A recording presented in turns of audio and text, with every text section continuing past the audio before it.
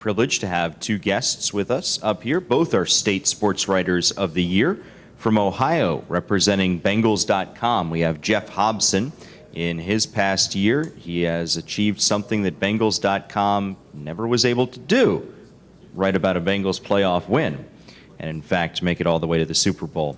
We also have Keith Sargeant from New Jersey Advanced Media. He is the New Jersey Sports Writer of the Year, but perhaps one of his most impactful stories in recent memory didn't really have to do with sports at all. So without further ado, I'll turn it over to them. Thank you, Matt. Appreciate it. You have a great radio voice, by the way. Amazing. So I'm humbled to be here. I'm humbled to be the State Sports Writer of the Year. Congratulations to Jeff as well, and Maurice, and all the award winners. So when Dave put out feelers for people, can everyone hear me? Everyone's good? When Dave put out feelers to speak, I volunteered, and it's only because I think I have a unique perspective on future enterprise reporting. For the better part of 25 years, I'll tell you, I don't want to bore you with my resume, but kind of like Maurice before, I started out, covering high schools, and then I slowly, cut my teeth on the Rutgers women's basketball beat, and then Rutgers men's basketball, and then Rutgers football in 2005, just when they started, going to bowl games, and so I was on that beat for probably about 15 years, and then in 2020, spring of 2020, I was covering the Big Ten tournament in Indianapolis, and that's basically, in a lot of ways, right where the sports world stopped. The night before the Big Ten tournament, when that got shut down, I was at a Marriott bar, watching Rudy Gobert and the news that the NBA shut down, and then the next day we're in the Indiana Pacers basketball arena, and that's when the Big Ten tournament shut down. So you start wondering at that point, like how long this is going to be. All the professional sports and all the colleges were shutting down. At that point, I was fortunate enough to get moved over to the COVID coronavirus healthcare beat, enterprise reporting. And in a lot of ways, it was a role that kind of forced me to step outside of my comfort zone, which is kind of one of the messages I want to impart here. Is a lot of this stuff when it comes to future writing and enterprise writing is stepping outside of your comfort zone. So at that point, I'm like, well, they just gave me a blank slate. Go do what you're going to do. And I think one of the stories that I really attacked at first was the first person who died in New Jersey of COVID. The first reported person was a guy named John Brennan, who was a harness racing legend as far as like a behind-the-scenes guy. And that story probably was early February, so kind of like right when the coronavirus was starting to become a thing. And so I kind of knew that world a little bit. I covered major horse racing in New Jersey. I covered all like the big races, and so I knew some people. And the more and more people I started talking, it sounded like the coronavirus, at least in New Jersey, where New York, New Jersey at the beginning of the pandemic was certainly. It was, probably led the nation as far as, of cases at that point. It sounded like it really originated from a racetrack, a harness racing track in Yonkers, New York. So started calling people, and the more and more I started peeling away at the onion, so to speak, it turned out that, that one case, basically started a pandemic, at least, morphed the pandemic to, unprecedented heights in, New Jersey at that point in the spring of 2020. So other stories I did that, we'll just talk about. One day I'm looking through the Star Ledger, the newspaper, and I'm just like looking through the obituaries, and it's flipping over through the pages, and I still actually read newspapers, believe it or not. I'm flipping through the pages and, looking at the obituaries, and it's one page, another page, another page. It's like 5 open pages of obituaries. I'm like, it's just crazy. We're talking about April 2020, and right when, just couldn't even put the amount of death, cases and just in perspective. So I knew one of the obituary writers, and I called her up and I said, what, is this, how busy are you guys? And she said, yeah, it's just been, nonstop around the clock. We're getting calls and we can't keep up with it. We don't have a staff to kind of keep up with it. And I started thinking, you know what? It's kind of a story, even though I normally don't like, turning around the focus onto the writers. A lot of people, even though in new media, people are more and more doing that. But I kind of figured that this is a story. And I look back on April 2019, the same weekend in the Star Ledger. It was one page. It was 17 obituaries. That Sunday that I was looking at was, again, 5 open pages with 119 obituaries. So I'm like, this is a story. So that was another story that when I'm thinking outside the box, things that, sometimes you just, you start thinking, you know what, this probably be a good story. I did another story on a gentleman. This came from a tip, and he trying to kind of capture what the effect of mental health had on the pandemic. He took his own life during the pandemic because his business went bankrupt, and his family really wanted to talk about his harrowing story. So I did that. Again, all these stories were just kind of outside the box and stepping out of my comfort zone. When the sports world returned in the summer of 2020, I returned to the Rutgers football beat, covered that college football season, Big Ten, and I still kind of had the itch to tell big stories and outside the box stories. So come Veterans Day 2020, I kind of like to, if there's a holiday, sometimes like try to figure out, Mother's Day. I always try to do a Mother's Day story on a coach or someone, who has a story to tell. Sometimes Father's Day stories I like to do as well, and Veterans Day is another one that I kind of like to do. Did a story on a former Rutgers football player. Now Rutgers was playing Indiana that week, so this has nothing to do with Indiana. I was still covering football beat, but I kind of said, you know what, I'll still cover the team this week, but I'm going to, again, step outside my comfort zone and cover, try to do a enterprise story. So found this story of a player who played at Rutgers in the 1960s, or actually 1950s. He was a three-sport star. He was a football wrestling star. His name was Raymond Voden. He was a lieutenant commander in the U.S. Navy. And in April 1965, his plane got shot down in Vietnam. And I never knew about this story. I pride myself, I know a lot of Rutgers football history, but I never knew of this guy. He was the 4th American to be shot down in Vietnam. And he was a POW for 8 years. And unlike a lot of POWs, he actually returned home in 1973. There was a big ceremony. Richard Nixon was there, and he was actually the first American off the plane. And again, there's a story that I never knew. I figured our readership would know, would love to hear, and had nothing to do with Rutgers, Indiana that week, but I figured it would be a good story to tell. Out of that, I got a tip from a former Rutgers football player from that same era whose brother was shot down in a plane. This gentleman, he lived in Mercer County, New Jersey, but he was from Conover, South Carolina, and he had seen Rutgers play Ohio State that previous week, and the offensive lineman from Rutgers actually scored a touchdown. He was a left tackle. Rutgers ran a trick play, like a lateral, and he ran in. It was looked like a pass, but it was a lateral, and he ran in for a 4-yard touchdown. And the announcers made a big deal that he was from Conover, South Carolina.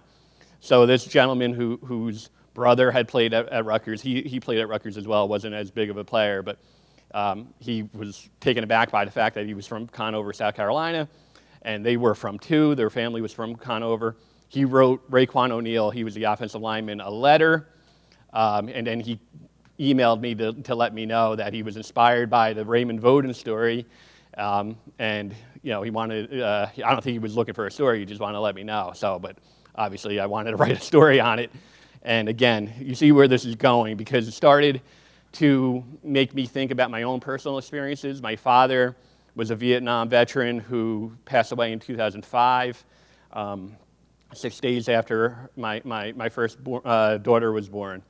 And I knew, like, he served in Vietnam. You know, I always knew that he served in the shit, so to speak.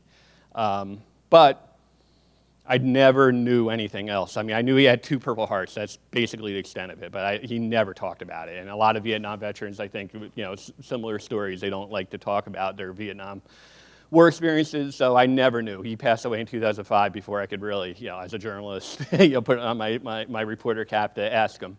So, you know, I figured, but, you know, after writing those 2 stories, I started thinking about, you know, my father's, you know, legacy and, you know, if he had a story to tell.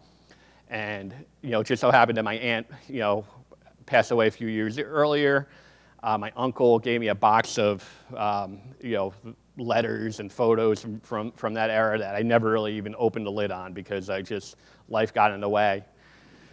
During the COVID pandemic, you know, you have a lot of time on your hands, so I started going through it. It was right around Christmas of 2020, and I opened up the box and, you know, just 250, 300 photos of my father in Vietnam and letters from January of 1968 to January of 1970 of my dad, you know, again, being in Vietnam. And, you know, he missed his calling because he never, he was a, you know, postman for a long time, and then, you know, was disabled for a while, and then he was a deli owner, you know, before he passed away, an umpire as well.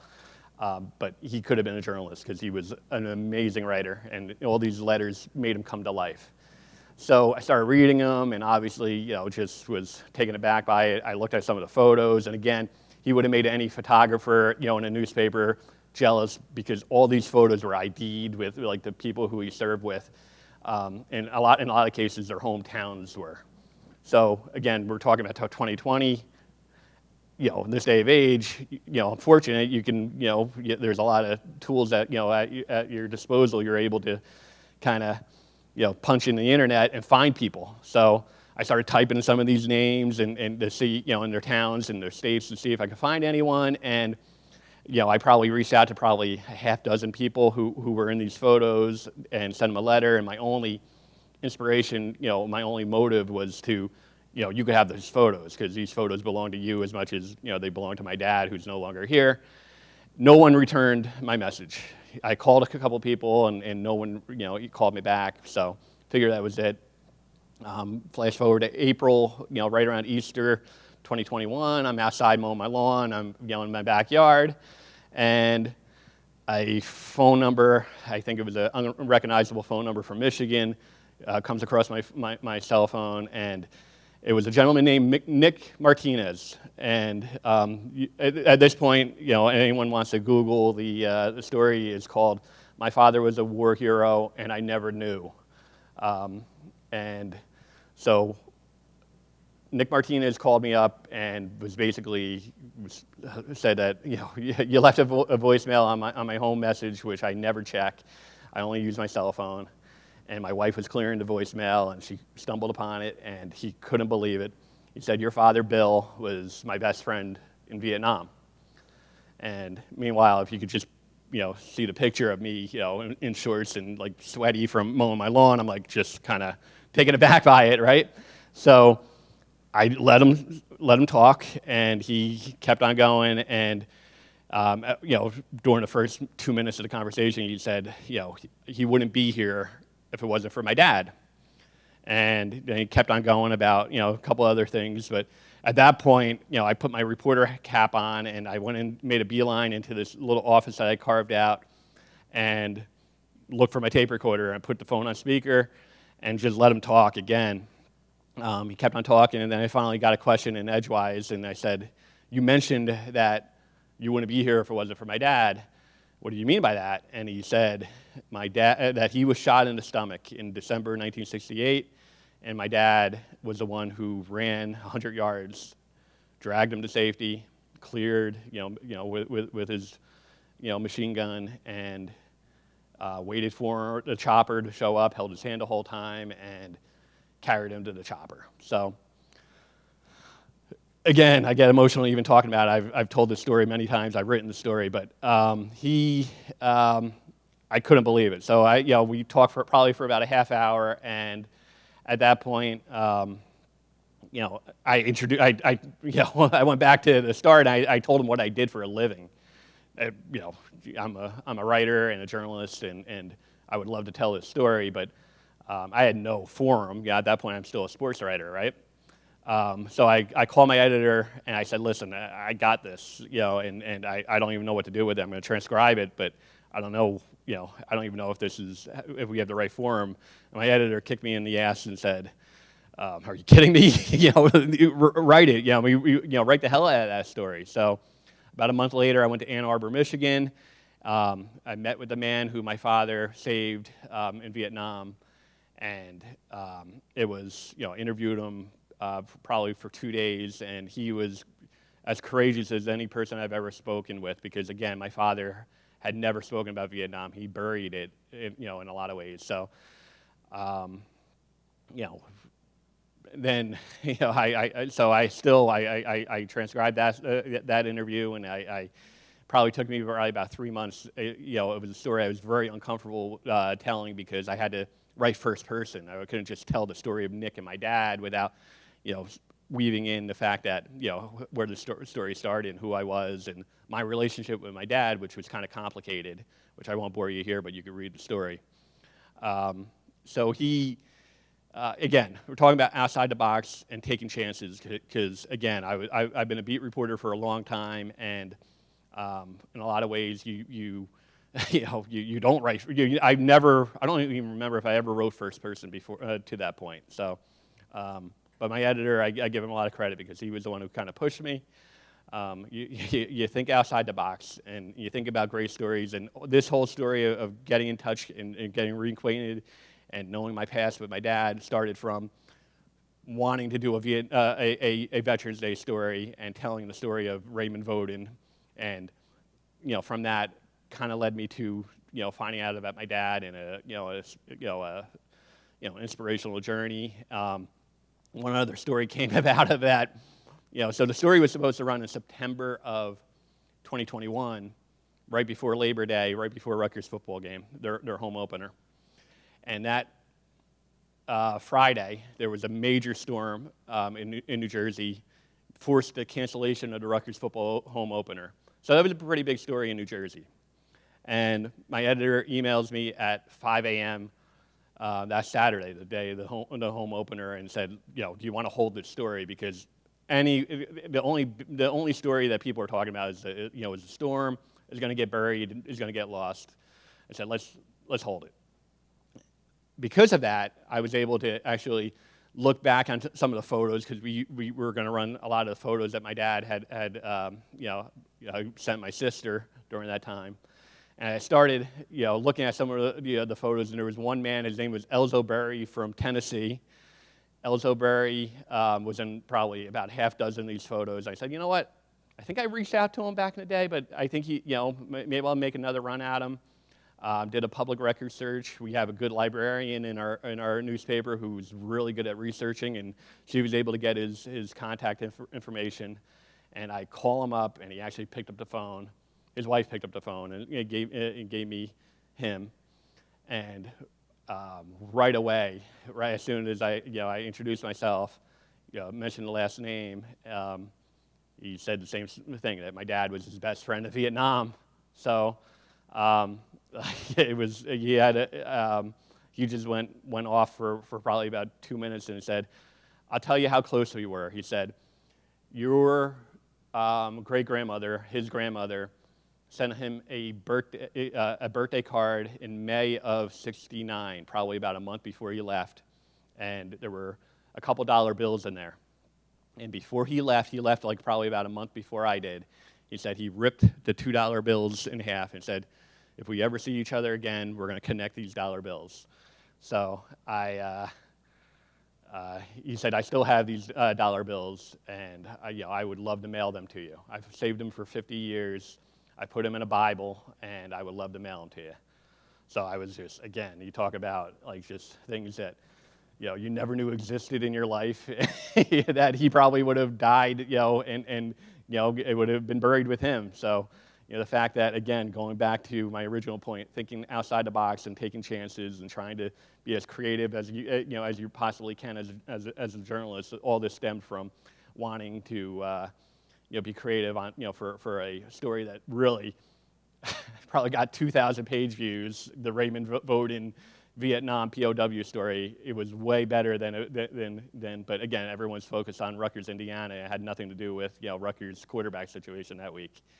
But it all so about a week later, I actually got in my mail an envelope with a letter from Ellsbury, and it had the dollar bills, which I obviously framed and along with the letter. So that was another part of the story too. So the fact that the story got held kind of allowed that story to be told too. So long story long, and again, I can't wait to hear Jeff's perspective on some of this stuff. But I'm actually writing a book on to kind of expand on some of these stories. I signed a contract in November, and in between covering investigative journalism now, and still keeping my hand in Rutgers a little bit. I'm going to be trying to tell this story a little bit more to a broader audience, but all stems from enterprise future reporting and taking chances and thinking outside the box. Thanks, Keith. I've got nothing like that. I just want to tell you that it's an honor to share the stage with a writer and a journalist like that, because I hope you took down everything he said, because it comes right out of a textbook. So, Keith, it's an honor to be here with you. I think the fact that he is now doing news, he's doing enterprise, I think it shows you sports writers not only have to be versatile, they can be versatile. You might not realize that, but sports is easy compared to news, but sports is hard too. So if you can do both, I think they're interchangeable. When I went to the Cincinnati Enquirer, I would say about a millennium ago, from the Cincinnati Post, I went to news first. I had never done news, but it was easier than sports, I thought. With all the calls you have to make in sports and everything, the news happens right out in front of you. I covered car accidents, I covered tragedies, I covered triumphs, covered political rallies. It gives you a different perspective. So if somebody comes to you and they're changing your beat, or they're changing you from news to sports or to whatever, that's good. That's good, because I think that helps you get a perspective. I remember the last news story I had to go cover the Reds down in Plant City, Florida. I had to be down at spring training, like on a Wednesday, and I think my last shift was a Saturday in news, and I had to cover a 8-year-old shot his 7-year-old cousin accidentally and killed him. And that was the last news story I did before I got on the plane to cover baseball for 162 days. So that certainly, that experience kind of sets you up for the rest of the way. And I think Keith's got it harder than I. I probably get it easier than most of you folks because of my access. I work for the team. I work for Bengals.com. I think the biggest challenge today, I'm sure Keith would agree, is that the access today is so much worse than it was. Unfortunately, the information age is, unfortunately, it is not the access age. And I've got it probably easier than you guys do because of the access. But you have to know what to do with it. And, I think some of this stuff is staring you right in the face and you don't know. Like Keith talked about how one story leads to another. And, you got to really develop your sources. I think the best stories, they are staring you in the face, but you need something to kind of dislodge it. You need something to ignite it. I remember just a couple weeks ago, we had it was after the draft, and we had signed a guy. We had signed a guy who had played in Germany. A guy named Abu Dwame Soare. I might have. I can't say it correctly. I can spell it, but nobody knew of him. He was he had played in Germany. You know, he had played at Colgate, and you know the press release said he played in Germany. I mean, who plays in Germany? You know, he had a couple of he had a line. He had like I don't know 30 tackles and an interception or something. Played at Colgate, so. I'm walking out of the elevator, and one of the scouts is walking into the elevator, and he said, "Hey, Hobby, we got a good story for you." Abu.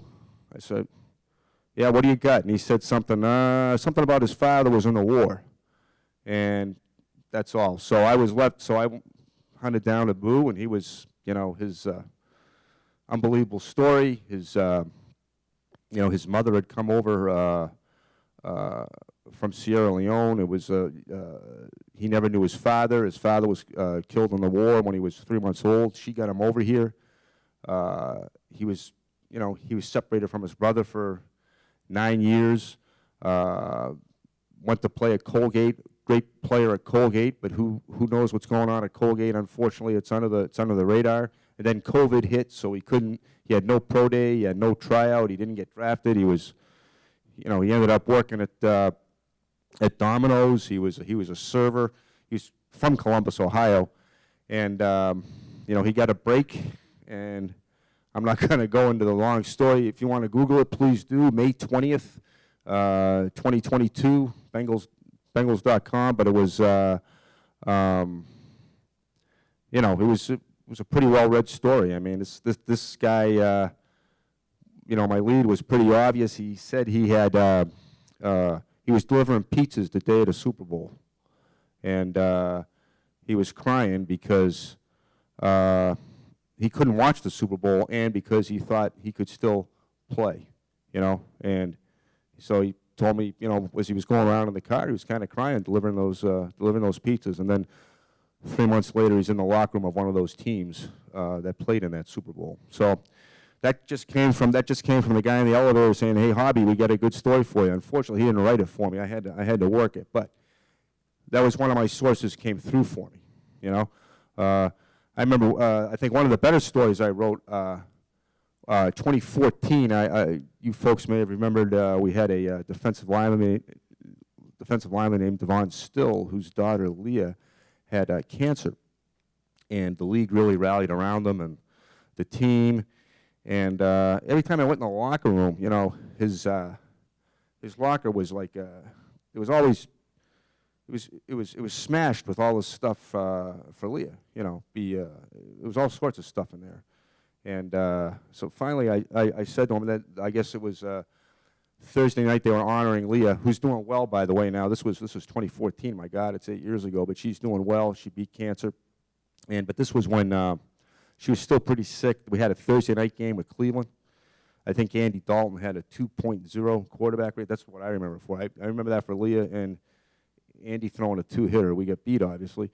But he and it was a great halftime ceremony with Leah. And so I wanted to write it for that, before that night. I wanted to write it for Thursday morning for the Thursday night game. And so I was looking for something, I think the big thing, Keith, is you're looking for something different. You're looking for something that nobody else has. And so I said, I'm just going to ask him about this locker, and his locker. So I went into the locker room when probably I shouldn't have been there, and that's another thing. Do what you're not supposed to do. Okay, don't follow the rules. But so I went in. I probably overstayed my welcome, but they didn't care. I remember Brandon Thompson and Wallace Gilberry. Some of his defensive line mates were there. It was probably after practice, and so I started asking him about what was in the locker, and he started taking the stuff out. He got this from the Texans. He got that from the Patriots. She was a big dancer. He got this from Broadway. They sent her a box of this stuff. Broadway sent her, tights and songbooks and stuff. And the Texans, I think her favorite music, I think her favorite thing was Frozen, and they sent her stuff from Frozen. And so, then there were a bunch of letters, all sorts of these great letters. And I reprinted some of the letters with the story, and you know, I think it worked out pretty well, but that was just because it was different. Nobody else had that, but it's just because I was curious, you know, what's in this guy's, you know, locker? What's all this stuff going on? So I think it's, you know, some of the stuff is staring you right in the face, and I know, and I get it with the day-to-day, and this is why I got a lot of, you know, I got a lot of admiration for Keith, because he's a beat guy too, and that beat work, you can just get consumed in the day-to-day. You're just trying to get through. You're just trying to get through to 8 o'clock. Please, you know, please get through to 8 o'clock. You know, and that prevents you from stepping back and looking at the big picture. That's why you got to kind of rely on your sources, and you have to rely on yourself. On, you know, hey, that's different, or that's interesting. You know, don't think that's stupid if I ask that. No, it's not. You get it. I mean, I've asked the stupidest things supposedly, and I've gotten, you know, some great tips out of it, or great leads. You know, I can remember, you know, why Keith was. I mean, I had it easy in the pandemic compared to Keith. I mean, he was tracking a great national story, and I was just worried about I couldn't get to Joe Burrow one-on-one. You know, that's pretty weak. But you know, I was only doing zooming with Burrow, so you know, I was. But again, this is before COVID. This is about a month before, about 2 months before COVID. It was pretty clear. This is like the middle of February. We were going to draft. We were going to draft him, and so I mean, in Athens is only like, you know, 2.5 hours away from Cincinnati. So I just drove up there for the day. I mean, no way I could get to Burrow. You know, the family. There's no way you could get to the family. I mean, it's just they know they're going to be the, you know, they know they're going to be the first pick in the draft. There's a lot of stuff flying around about how he doesn't want to go to the Bengals, and you know, this and that, and none of which was true. But again, this is 3 months before the draft, a month before COVID. So I just drove up there, and I got in touch with there was a guy who had reached out to me, who was lived in Athens, an Athens graduate, and he's the guy who started the Facebook. When Burrow went up to the Heisman and said that he was honored to come from a region that was so depressed and poor, and he said, you know, we have to help these people.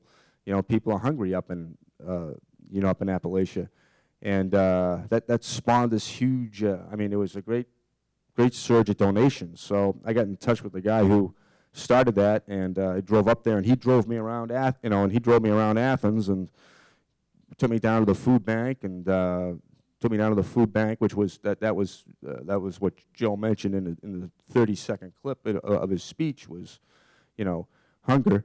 So I went down to the food bank. I went to his high school. I talked to his coaches. You know, so it was that's just something different. Nobody else had that, and whether you work for a team or not, you could have done that. You know, that's why. I kind of sometimes I get rankled. Well, he's with the team. He can. Well, that doesn't mean you can't do stuff too. That's why I say, you know, you've got to break the rules. You know, and if that's going out of the box, that's going out of the box. That's what you got to do. Yeah, I can relate to a lot to what Keith is saying because of my stint in news, and. I also think your father. I think he should have got the Congressional Medal of Honor. That's what they get. That's what guys who. I mean, you know what he did. That's what guys get. But you know, I just want to talk to you guys and answer your questions, because I mean, I can. You know,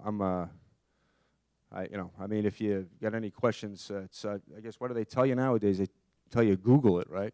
So. I got that story on May 20th from Abu, but also he mentioned, Keith also mentioned Father's Day, Mother's Day. It's always kind of a fruitful time to do stuff. I lucked out. We signed a guy from the Cowboys named Lyle Collins, a right tackle, who didn't have a father growing up. His mother did everything. So in fact, he said my Father's Day is Mother's Day. So I did a story on him and his mother, which is that wasn't exactly breaking news, because their, you know, relationship has been one of, you know, it's been pretty well reported on him. He's had it's his 7th year in the league. He had a tough time breaking into the league. He's had a few issues. His mother's been with him all the way. But I think I was able to kind of turn it around to, like, you know, she did the stuff that her father did. You know, I mean, she drove a, and this is stuff, and, you know, when you Google stuff on a guy and you get research on a guy, you want to get something different. You know, I think I got some different stuff. You know, she drove a 1-ton truck, you know, for a while. She worked 5, 6 different jobs. And so I was kind of coming from the father's angle on you know, with the mother on Father's Day was a little bit different. So, like you said, Keith, thinking out of the box. So, I don't know if you get anything to add, but I know we want to. I spill my coffee. Questions. The one thing I'd like to piggyback is you know, curiosity and observing. Those are two other themes that I think you're looking in the locker and you're observing stuff, and it kind of you know fueled your curiosity. I'll give you 2 other examples of it. Is observe. You know, that is obviously, you know, a big tool when you're thinking about enterprise and trying to find some stories. You know, I'm talking to a Rutgers defensive lineman, and we're just sitting on you know, on a bench following a practice, and he has all these tattoos, and you know, they're dedicated to his mom, his father, but you tell just from reading them he has like multiple fathers, right, and multiple moms. And I'm like, you know, so I asked him about it, and turned out he was adopted and then put into a shelter, went through foster. He had 8 different foster moms over a 7-year period between the ages of 5 and 12.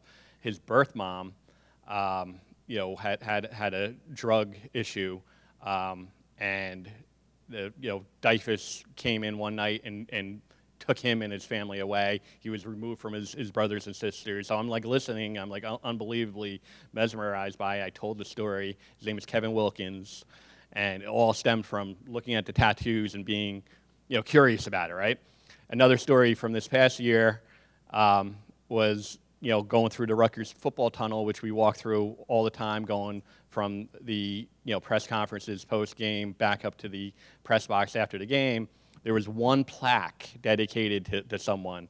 And, you know, you watch enough college football, you see Notre Dame, you know, they all touch the fight like a champion today. Clemson, you know, they have their big thing. You know, all these schools have different ceremonies, but, you know, the Rutgers Tunnel has one plaque, and it's dedicated to a guy who I never heard of before. Been covering Rutgers for 20 years. The guy's name is Gary Castelline. And he wasn't an athletic director, he wasn't a coach, he wasn't a player, he was, you know, basically a nobody. And, you know, his plaque was dedicated in like 1999, probably a year or 2 before I actually got into the beat.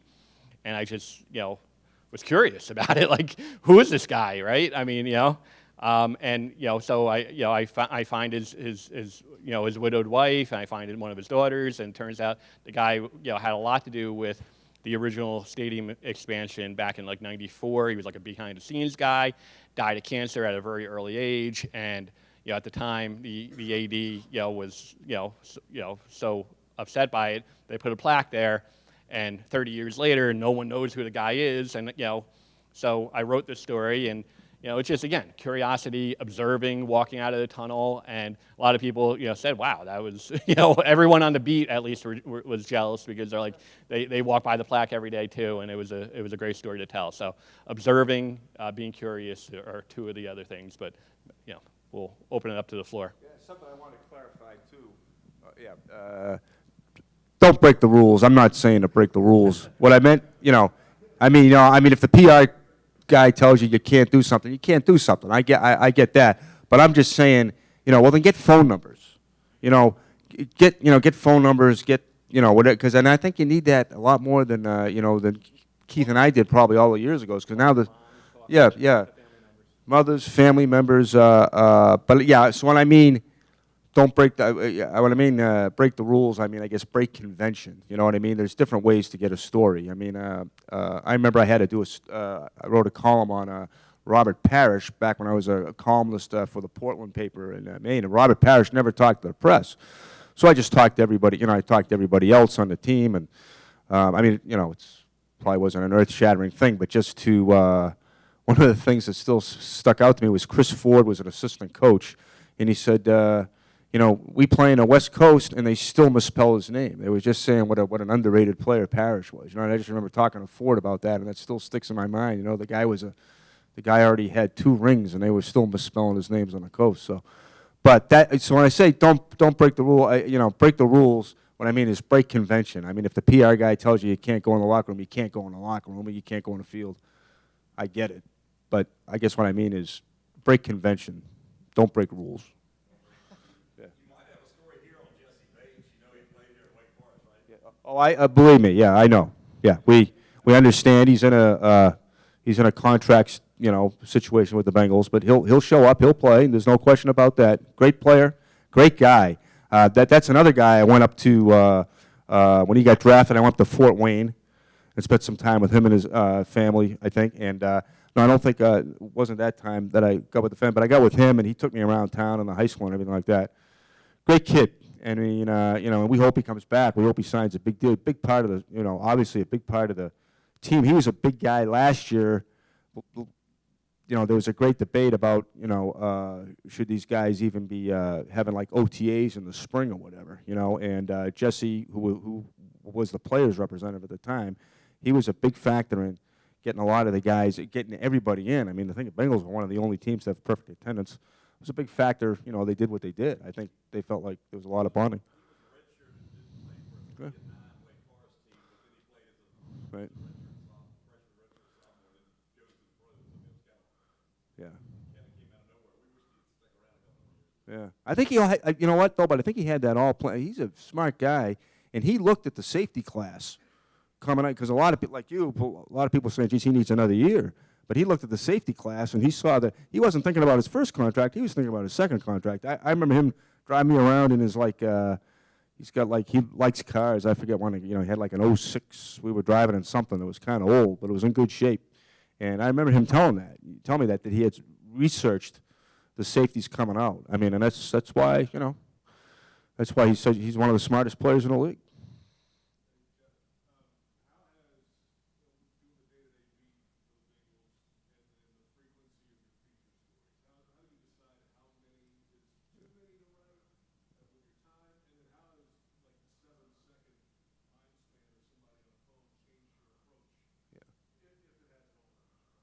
Yeah, I mean that's a great question. I mean, I go by feel on features during the season. I don't write many. I don't write as many as I should, But if there's something there you just can't resist, you got to do it. But I don't do it. I hardly do any during the season, unfortunately, because it's just the pace. What you're talking about is the pace of it, and I think probably that's good advice is to maybe you don't do it all. Like what Keith found out when he was the week they were playing Indiana.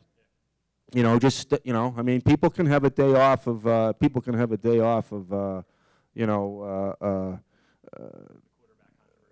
the set, how many sacks per second or whatever, they can take a break from the latest analytic. Yeah. Right, and that's the thing is finding the time to do it, but you got to make time, and I don't do that well enough, but. Yeah, I mean, I've had plenty of people on the phone. They'll give you a tip and they'll send you in the oh well maybe I should write that. But and this is where I'm not organized. This is where it hurts me. My mind's always on 8 different things, and that hurts me. So if you can prioritize and categorize, then you're a step ahead of me.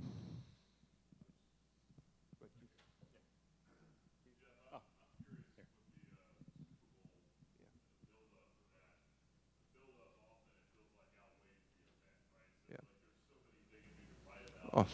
How many features did you do in those couple of weeks? What sorts of things were you looking for? What was that process like? Yeah, I didn't write as many as I should have, but a lot of it I was trying to tie it into the last Super Bowl run. I tried to tie it into the former players from like '88. I hunted down some of them. I kind of tried to do historical stuff. I think. When they made it to the championship game, I think I talked to I guess when they made it to the Super Bowl that week. I mean, it all blurs together. But at one of those points, I talked to some of the players who never won a playoff game on those. People forget the Bengals went to the playoffs 5 straight times not too long ago. Didn't win a playoff game, so I hunted down guys like Carson Palmer and some of those guys, T.J. Hushmanzada, some of the guys who were on those teams. and talked to Marvin a little bit, and Marvin Lewis, the coach. So I just tried to do it. It was hard to focus in on one guy. You know, I remember talking to Von Bell's dad after the big play against Kansas City. I had done a feature on Von a couple years ago, and this is where, you know, kind of one thing leads to another. Where, you know, and I couldn't get into so much of it because his dad was such a good talker. Von, not so much. Couldn't get very much. Couldn't really, beyond the fact that, you know, how he spelled his name. Von was a tough interview for me. Another great, tremendously smart player. But his dad was great. His dad was a great talker. He played football from Mississippi, and great high school player. Met his, I'm trying to think where he played college ball. I can't remember now. But he was good talking about Vaughn after the Kansas City game, and so it's again, it was a mile a minute. If you can categorize, do it. But I thought the key thing there was to kind of tie the history together, and so talk to the guys from the '81 team and the '88 team, and and that kind of brings fans together too. I think fans kind of like that. I mean, it's interesting because it's a new generation of fans spawned by. I mean, this Bengals team is so much more popular than the '88 team because of social media. And the '88 team was hugely popular with Ickey Woods. And I mean, you talk to folks in England and in Europe, they still love that team. And there's a lot of Bengals fans because of that '88 team. And this team is much more popular because of social media. And of course, Burrow is he's a very charismatic guy. So I thought it was kind of important, kind of to bring the generations together and kind of let them know about each other.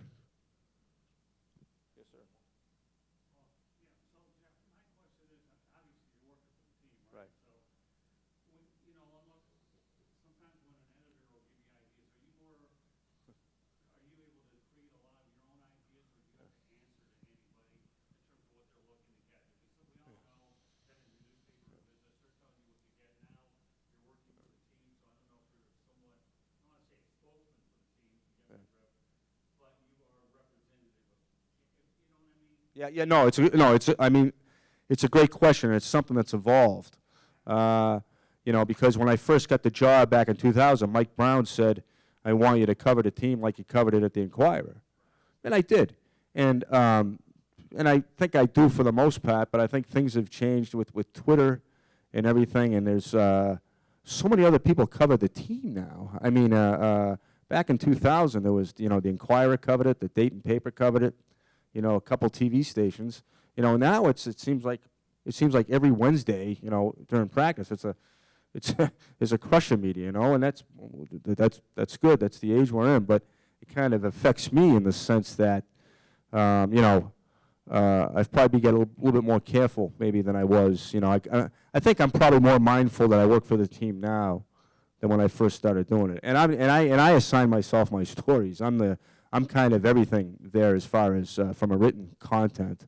So, but lately I'm getting, it was just me. Bengals.com used to be me. Now it's now we got a video crew, we got a social media guy. So we've really expanded it. And Mike's granddaughter's done a great job. Both his granddaughters done a great job with that on that side of it. But I think I probably. I just got to run through. I got to be careful what I write, obviously, because I write for the team. But they want me to, still do my job.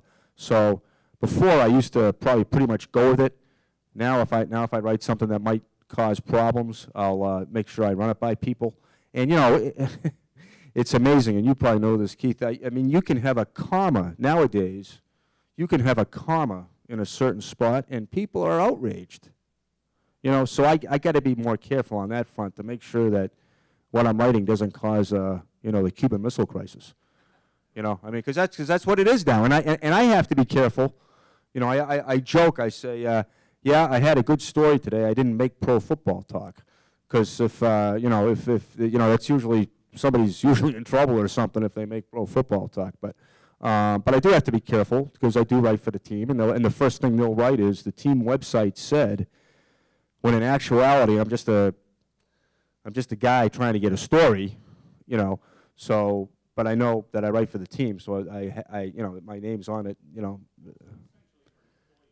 Correct. That's right. Yeah. Yeah, yeah, yeah. Sorry about that. Yeah, that's a, yeah, yeah. You just got to be careful now. You got to be more careful now than ever. You can't, because you know how it is in this business. You write a, especially if you're writing every day, you write a, well, hey, that's a pretty good line. Oh my God, now today, you're on, you're in 17 seconds, you're eviscerated. So, which is why I don't go on Twitter, which is probably bad, but. No.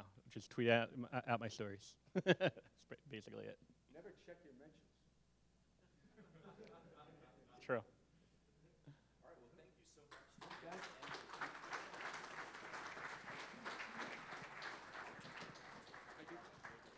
Jeff and Keith will be around throughout the weekend. If you have further questions for them, feel free to track them down.